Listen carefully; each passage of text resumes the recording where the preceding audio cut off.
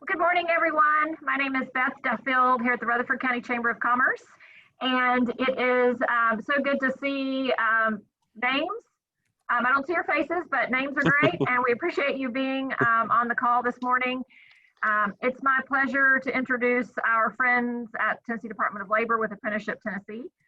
Tyra Kopis leads the department for the state, and Charlene Russell is our local Middle Tennessee rep, and they have been boots on the ground for almost a year now and are burning it up. We were talking beforehand that they are seeing tremendous interest from industry across the state, a wide variety of industries that are interested in developing these apprenticeship programs. And now that the state has provided support for employers to fill out the mountains of paperwork that the feds require, and really helping employers see how easy it is to do their own apprenticeship, things are really picking up. So I am going to turn it over to Tyra and Charlene. We are recording this, so we'll send out the recording if you want to share this later with anyone else or rewatch it. If you do have questions, please feel free to use the chat box at the bottom of your screen, and we'll save a little bit of time at the end of the presentation, or if there's a burning question in the middle, please send that. I'll be monitoring the chat box, and I will pass that on to Charlene or Tyra. So thanks again, and I'm going to turn it over to Tyra and Charlene. Hi, everyone. Thanks for having us this morning. Excited to present to you today, share the work around apprenticeships. Hopefully, have you learned something that you didn't know prior about apprenticeships, and most importantly, how might it help you with your hiring needs and hiring talent strategy work. So Charlene has a presentation we will go through. I'm going to kick us off, and then we will I'll turn it over to her as we start to get into the meat of it. But this is what I usually tell employers when I talk to them. I can talk a lot. So I want it to be as beneficial to you as possible. So feel free to send in the chat questions. Feel free to interrupt us. Most importantly, we want to get your questions answered today, or follow up with us afterwards if you have something specific you don't want to share in this meeting. So again, we love questions. That's what makes the conversation more robust. So feel free to pause and ask us any questions. Charlene, if you'll go on to the next slide. I'm just going to review. We do have 15 slides, but some of them are pretty quick. So don't panic when you see the number of slides. I want to tell you a little bit about our office because we are new for the state. In July of 2019, so just a little over a year old, we secured a grant to establish a state office of apprenticeships. What that means is we are working with employers to help fill a gap that we recognized. Prior to our establishment of Apprenticeship TN, employers had to go directly to the United States Department of Labor, try to find the right individual to help them set up their program, as well as provide any technical assistance. And so our office is really designed to fill that gap. So we are known and branded as the Apprenticeship TN. And we're, again, a statewide office and formed under the direction of Bill Lee. But what's most important to me is that we are powered by what we're calling the Tennessee Workforce Development System. And that is 7 agencies. So we partner and talk on a regular basis related to apprenticeships to serve the overall workforce need. That is, Department of Labor, which is where we report, but we work with the college systems, we work with Tennessee Higher Education, Department of Education, Economic and Community Development, Human Services, as well as the Department of Corrections, all focused on serving the employer's workforce needs. And Charlene, if you can go to the next slide. So what is it that we do? I mentioned it earlier. We do that fill in the gap piece, which a lot of that is what I call outreach, and outreach. So we are having meetings like this, we are going into our high schools, building interest in workforce, building interest in apprenticeship programs in our high school level. We are consulting with employers. So we know employers have workforce challenges. So you post a job and either get no applicants or you get hundreds of applicants that are not good quality applicants. And so we are helping employers trying to figure out, is an apprenticeship program right for you? And if so, how to market that to get quality individuals. We are also helping you establish talent pipelines. So I know I have a background in human resources, so I know a lot of us aren't meeting affirmative action goals. And so, you know, whether it's veterans or individuals with disabilities, we want to set up talent pipelines for you so that those individuals that you seek to hire are coming to you, as well as have the qualities that you're looking for, whether that's the academic qualities or just the behavioral qualities. We actually are probably one of the only state offices that will do paperwork for you. So we're not going to send you a link to fill out your paperwork. Charlene, myself, and our team, we actually do all the paperwork for you. We will get it to a point based off of intake meetings and conversations with you. It is your program. So we then turn that paperwork over to you to review, approve, by signing the paperwork, and then we will take the responsibility to work with USDOL to get the program registered for you. Again, serving as that intermediary between you and Department of Labor. So we are really trying, we understand employers have 1,000 things going on, and you also are running a business and trying to create some profits or products. So we are wanting to take that burden off of you. Again, work with Department of Labor, and then we don't only set the program up, we're here to support your program.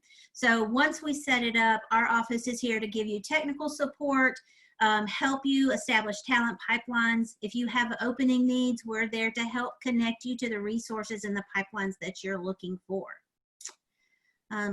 Next slide, Charlene. All right, so I'll kick us off with what is an apprenticeship. So it is just a talent strategy, a proven talent development strategy. So I have yet to talk to any employer that tells me they do not already or have some type of training mechanism in place when they have a hire. And so what we like to do with apprenticeship programs is we like to take that training that you already have in place, and we like to get that registered. If it needs additional qualities in that to become a registered apprenticeship program, we will help you build those qualities out. But it is truly a talent strategy that aligns with your hiring needs. I like to tell employers two things. When you have an open position, you really have two options. You can buy talent or you can build talent. So buying the talent is a higher price tag. You're buying experience. You're also buying any bad qualities that may come along with that, whether that's safety or process or lean practices. So you're also buying the good qualities and the bad qualities at a higher price. Your other option is build the talent. So building someone at that entry-level position to grow into your future hire needs. So maybe that's someone who hasn't completed fully the education that they need, doesn't have the 5 years experience, maybe only has the 1 year or 0 years experience, and you build them over time, both in on-the-job learning as well as the training component to it. And what that means for employers is it's more cost effective. So when you're looking at your compensation model, bringing in someone at the entry level wage and growing them over time is a cost savings for the company. Charlene, next slide. All right, so this is where I'm going to turn it over to Charlene, and she is going to walk you through what is an apprenticeship and all the components. Good morning, everyone. So as Tyra said, I'm going to walk you through what a registered apprenticeship is made up of. What are the core components of a registered apprenticeship? And first and foremost, An apprentice is a hire. This is a direct hire that you make. They are your employee. I have several employers ask me, are you going to tell me who I have to hire, who I have to recruit? No, you still go through your hiring practices just like you would for any other candidate. So the very first component of an apprenticeship is making sure that apprentice, for an adult, that would be a full-time hire. For youth, if they are still in school, they could be a part-time hire. And we'll get to the hours and what that looks like in a couple of slides. The next component is the structured on-the-job learning. This is the piece that really sets the apprenticeship model apart from some other training models. The on-the-job learning specific to your company. And that's going to be coupled with the related technical instruction, or the RTI. That's going to be the classroom piece. And the classroom piece is going to be up to you, completely up to you. And there are several options out there for the classroom piece. It can be a TCAT. It can be a third-party online provider. It could be you crediting the classroom experience that a student gained in a CTE program. So our office is here to help you identify the educational institution that you would like to partner with to provide that related technical instruction. The next piece are the rewards and the skill gains. So one thing that apprentices like about apprenticeships is that when we help you register your program, we establish a wage progression scale. So they know what their entry wage is, and they know exactly what competencies and what milestones they need to meet in order to get that next pay bump. And then the pay wage is going to end with whatever the expert in that occupation would be making. So for example, if you're hiring an electrician, that pay wage is going to end at whatever that electrician's wage would be if you hired that talent already there, someone with the credentials. And then finally, at the end of an apprenticeship, that apprentice is going to receive a national occupational credential. And this is really big. This is a big deal in growing an occupation. It's not just about a job. It's growing a career for that individual, and it's growing the occupation. And this credential comes from the Department of Labor.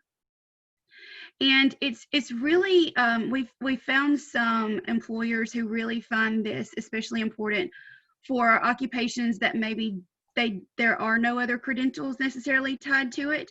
And I'll give you an example. I'm working with a company in Portland, Tennessee right now.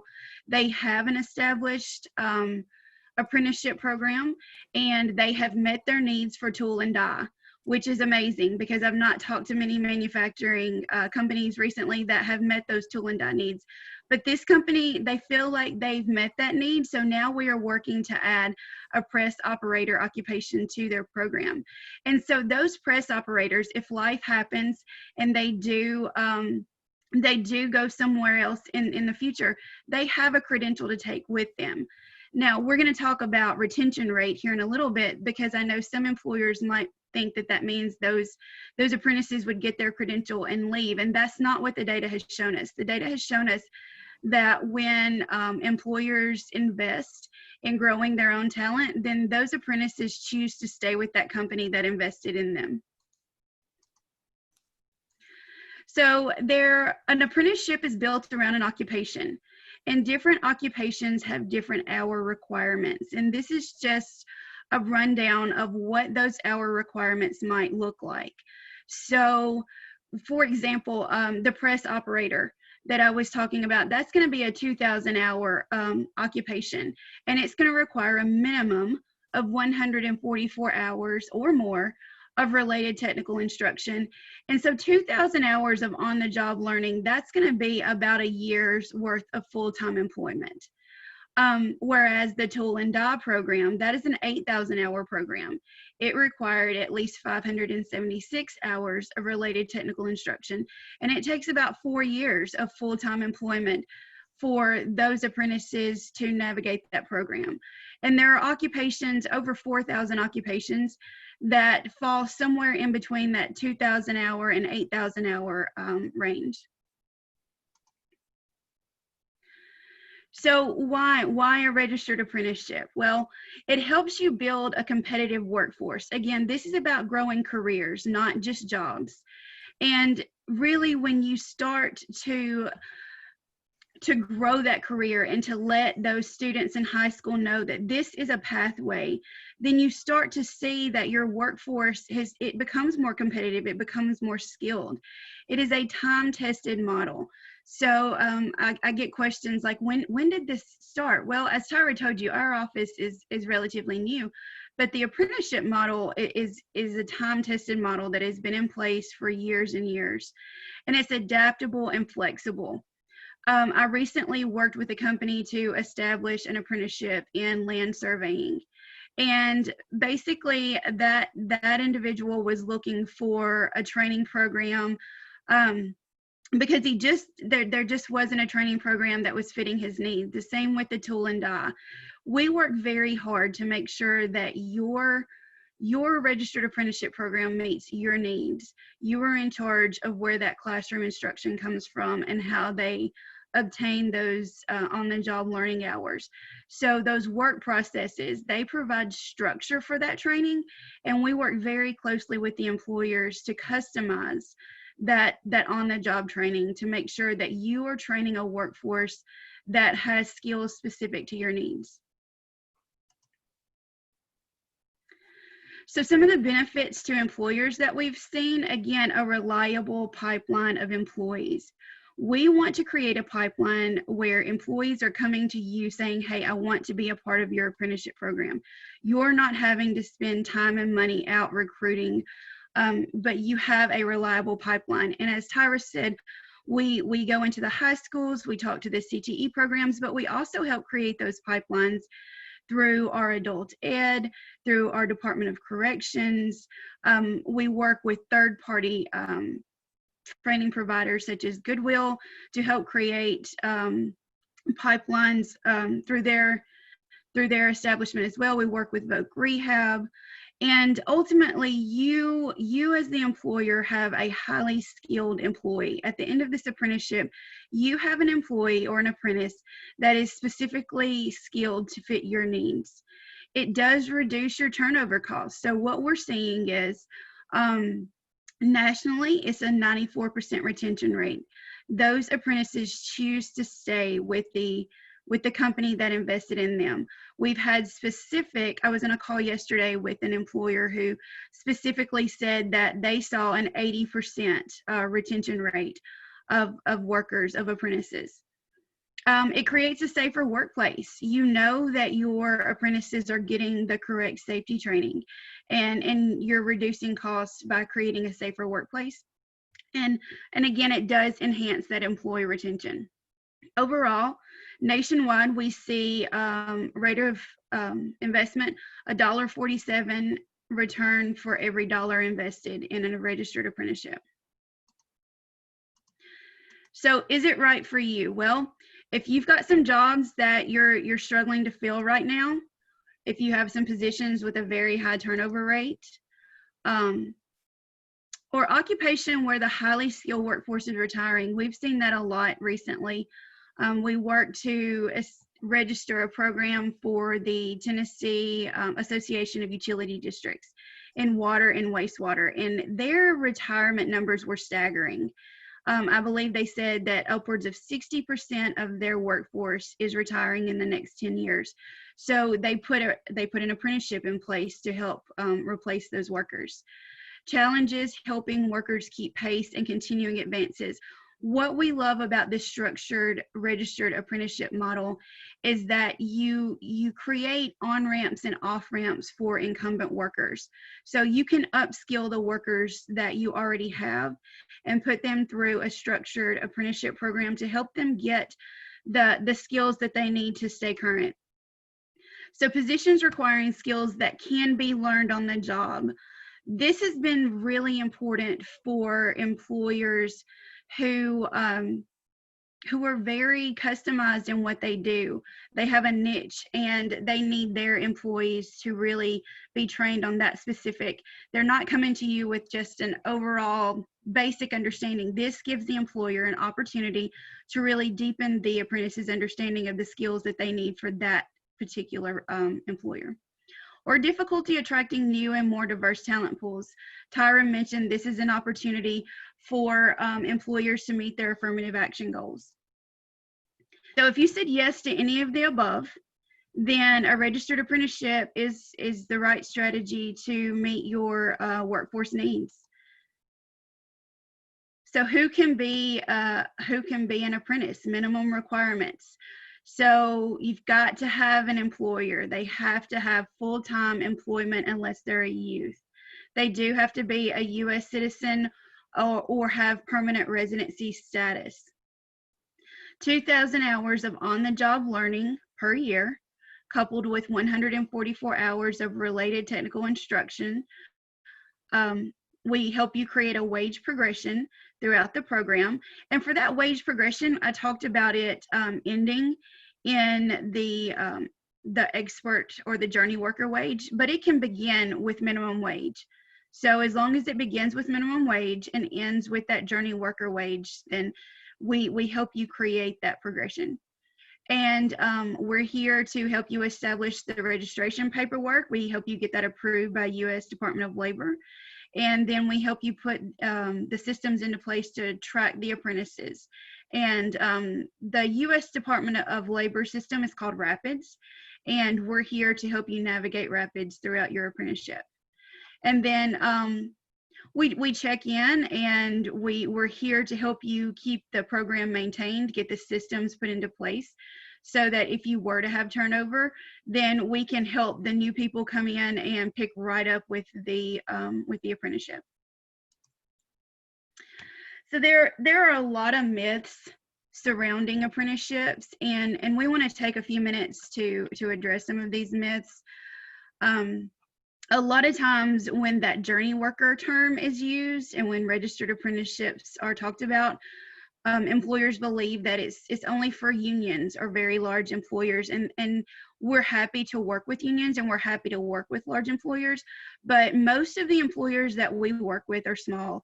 They bring on 1 or 2 apprentices. We do have some large employers who do choose to bring on large cohorts, but for the most part, we work with small businesses who are looking to fill specific needs. The term apprenticeship traditionally has been related to the construction trades and manufacturing, but actually we have apprenticeships in the healthcare space. We have apprenticeships in the IT space. And we were talking before today's meeting, with Beth, it's all over the place. We have 4,000 plus occupations that we can make apprenticeable in pretty much any industry.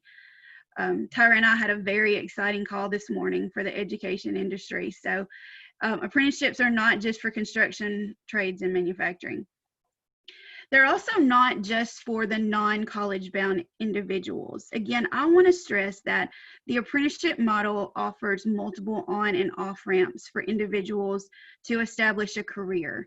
So you can start working with that 16-year-old or that 18-year-old in the apprenticeship. And they may choose to go to college, and they may choose to bring that back to your place of employment where they got their start as an apprentice. Or they may choose, like 94% choose to stay with your company and go to college, at night. But it's not just for non-college bound individuals. This is a progression in the education model. And then I've had this question specifically asked, is the federal government going to come in and tell me how to run my business? And no, they're not. They are not. We help you establish a framework. We help you put in the processes. You have control over who you hire, who you fire, how much you pay them. Those hiring practices are still in place. We simply help you put in training structures. In the event that the Department of Labor does come in and ask to see evidence of the 2,000 hours of on-the-job learning or the 144 hours of RTI, that's a transcript, and we can make those as complicated or as easy as you want to, but really it's, in education, and Tyra, I know you know this what too, it's document, document, document, and really all that means is you've just got a transcript and you've got evidence that they've worked their on the job hours. And so here is our contact information. We're here to help you. Tyra is our state director, and she covers the East. I cover the 40 counties in the Middle Tennessee area, and then Jack Laser is our partner in West Tennessee. And contact all three of us. If you can't get a hold of one of us, contact the other one, and we will be glad to help you. So at this time, I want to open it up to questions. If anybody has any questions, please feel free to put in the chat or speak up. And we want to spend the rest of the time just answering any concerns or questions that you may have.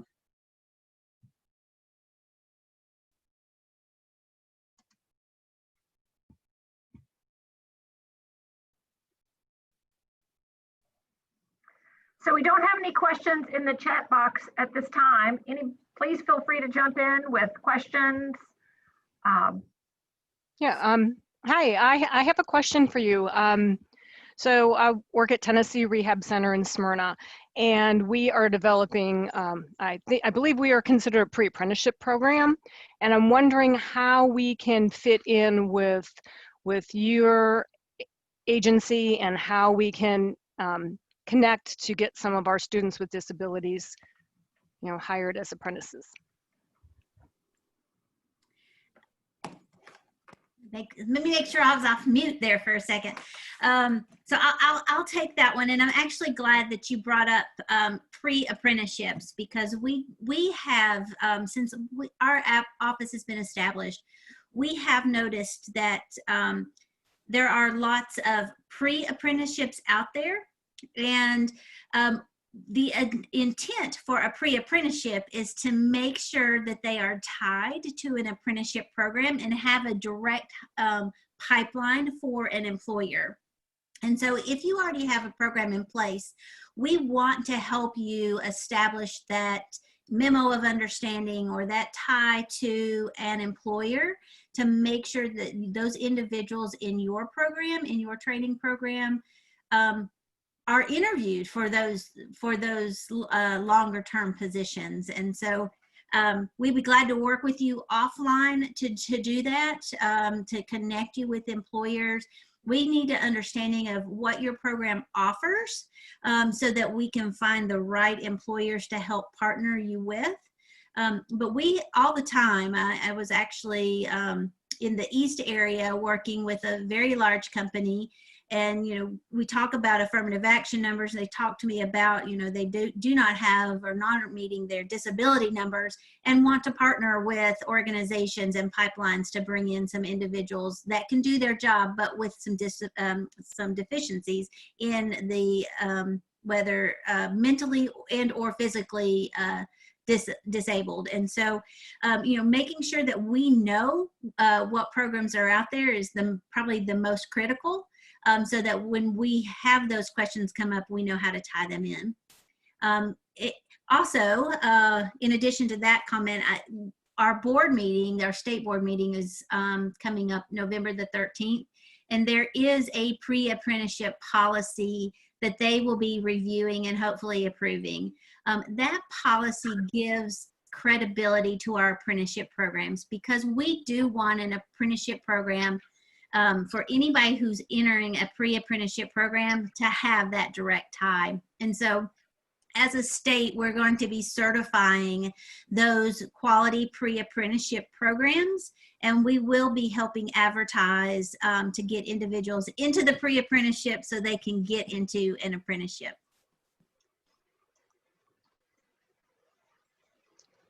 I have a question. Thanks, this is great information. Do you have a list, or where can I get information of the demand for these resources? And is it by industry? How is it segmented? The demand for, I'm sorry, it broke up on my end. For industry demand for apprentice. Oh gosh, so we have the industry demand for apprenticeships. I'm going to give you two answers. One, I'll kind of give you a state answer about the demand for occupations, and then I'm going to give you the Tyra personal answer.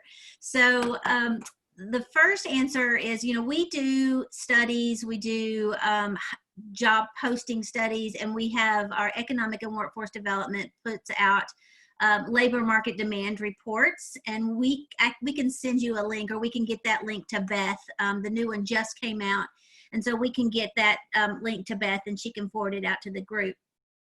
The Tyra answer to that question is, if you are an employer and you have one hire, then that's a demand for you.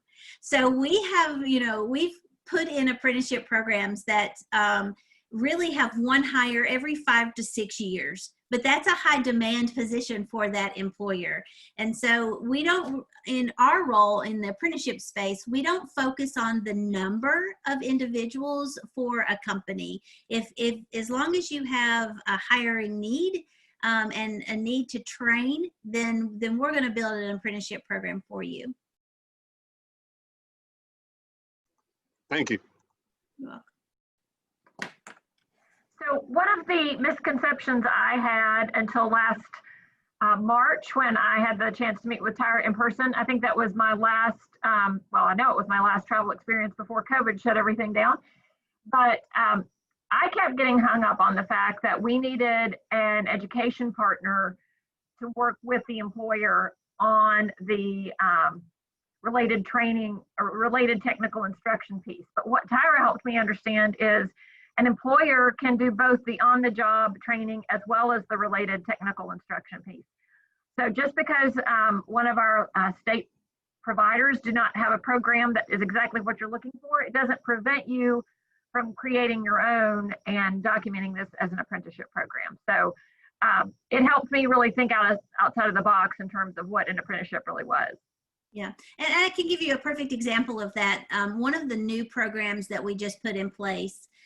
So we did go down the route of looking at a technical school to provide the related instruction or the training for an electrical apprenticeship program. The individuals that they were seeking, unfortunately, did not qualify for Tennessee Promise. They did not qualify for Reconnect. And so, you know, the employer was going to need to pay that cost of the institution for that program. So he started exploring other options. And one of the options that they found was he could purchase a CD program for an electrical training. And he had experienced persons in place that, you know, his journeymen, you know, individuals with electrician's license that they could serve in-house as kind of a non-certified instructor. And so he bought the instructor packet as well as the CD material, all the materials, for $200 per person. And so it's a 4-year apprenticeship program. They're running it completely in-house. So they're going to be master's electricians, and they are, again, running it in-house, and then, you know, supporting them as they take that licensure at the end of the 4-year program. So they did not elect to go to a school system for that type of program. Now, that's what met the employer's need. You know, we support, whether it is through a college system or not a college system, we support what the employer needs. Now, we do advocate that, you know, for the individual, it's great for an individual to not only get the USDOL certificate, but also that college credential. We just think that that helps them be more rounded, but sometimes that's not feasible. But I just kind of want to put that on there, that we do advocate for the college systems. However, it's up to the employer, completely up to the employer, where and how those individuals receive their training.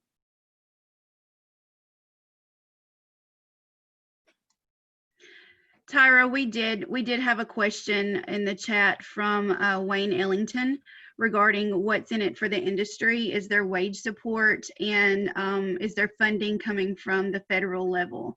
So would you like to address how any money that does come from the federal level is filtered through the local workforce development boards? Yes, absolutely. So one of the things that we will do, we will partner you with the local workforce boards. All funding at the current time for apprenticeships come through the local workforce board.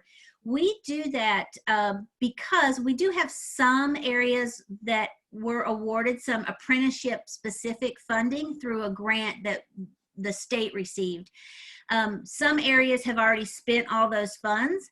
However, it can be braided with other funding. So for example, you hire an entry-level person, they work with you for 6 months.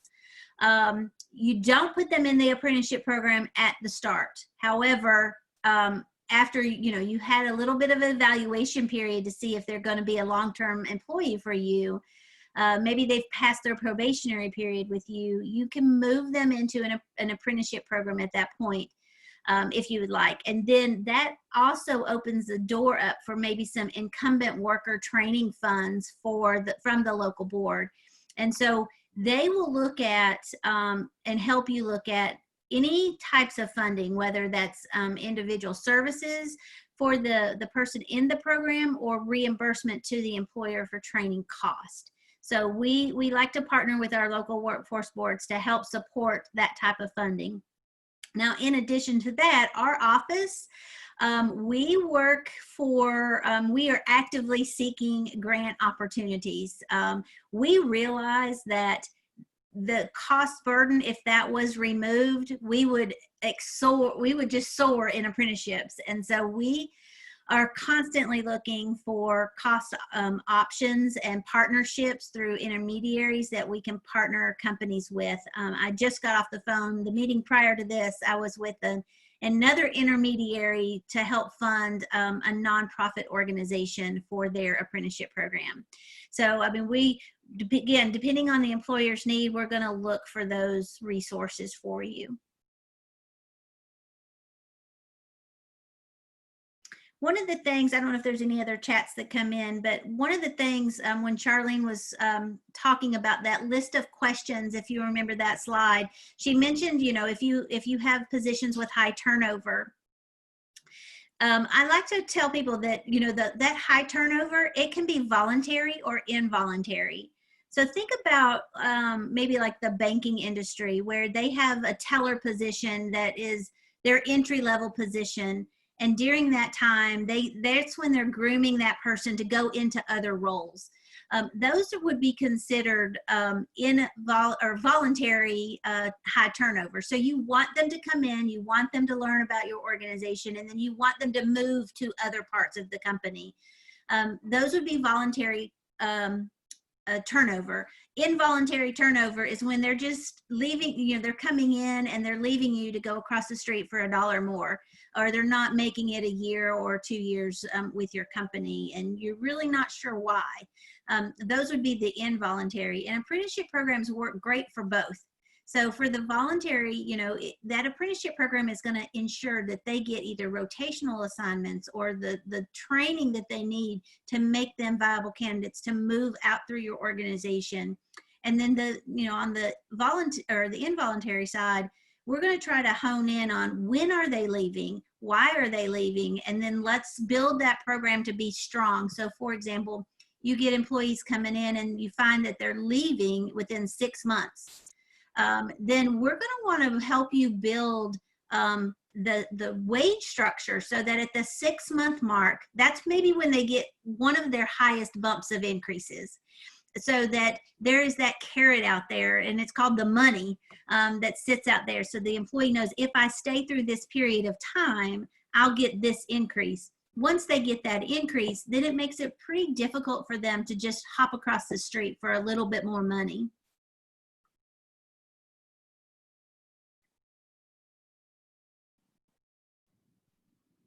Any other questions? These have been great. Tyra, we had a request for this presentation. I uploaded our apprenticeship employer booklet, and that employer booklet is going to have all of the information that was covered in today's presentation, Yeah. and just kind of a more concise way to look at that information. Yeah, and we can also send the presentation to Beth, and if you want to send that out, Beth, that's fine as well. That's I recommend sending out both.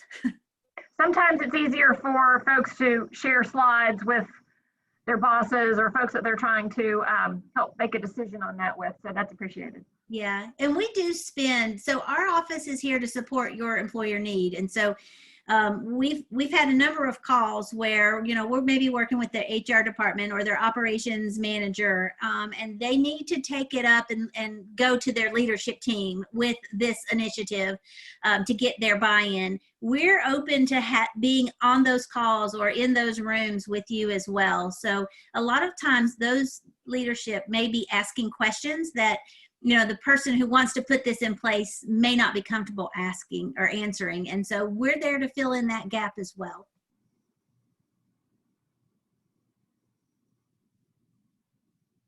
All right, well, if there are no other questions at this time, I want to thank Tyra and Charlene for joining us today. We had a great turnout.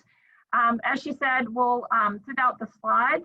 I did put Tyra and Charlene's email address in the chat box, but I'll also include those in the follow-up email. And as well, I'll include a recording from this conversation. And Tyra, do you want to put in a plug for your event coming up on November 12th? Yes, so if you're not registered already, we have we're going to be showcasing some employers throughout our state that have active programs, kind of been in the game for a while, so that they know the positives and maybe some of the negatives that go around with apprenticeship programs. And so they're going to be sharing with us during that conference. Really the focus of the conference is all toward the employer. So we want employers to learn about apprenticeships. You'll see some of the same information, but we're also taking it a step further. So we want you to, as an employer, to make sure you know all of your resources, especially now coming off of this crazy pandemic, that, you know, making sure you know about the tax credits that are out there for your business, making sure you know how to engage with the local board, making sure that you know what and resources are available to you through our American Job Centers. I know several employers have openings right now and they're just really struggling to find the talent for them.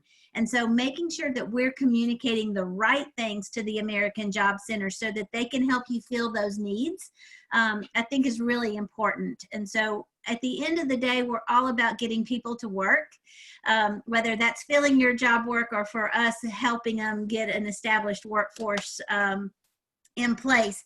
So we're excited. This is our very first conference. Unfortunately, because of the pandemic, we're doing it virtually. Hopefully next year we will have it in person. But we will have a number of sessions coming out of the conference on the November the 10th.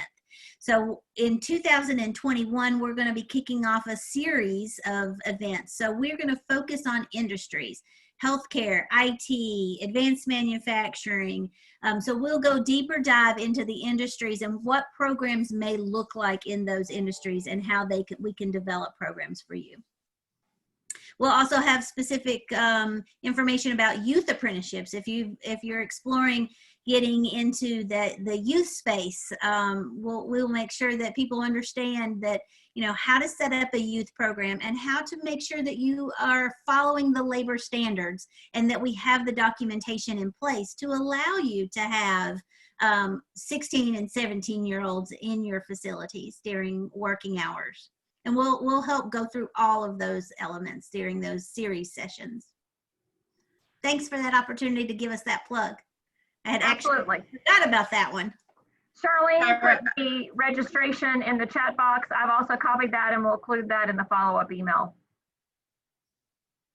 And we hope by this time next year, we have some great examples in Rutherford County that we can share on, hopefully, an in-person event next year. Yes, that would be wonderful. Great. All right. Well, I hope all of you have a great rest of your rainy day. And please feel free to reach out to Tyra and Charlene if we can help they can help provide backup services to get your apprenticeship program up and running. Thank you. Thank you so much.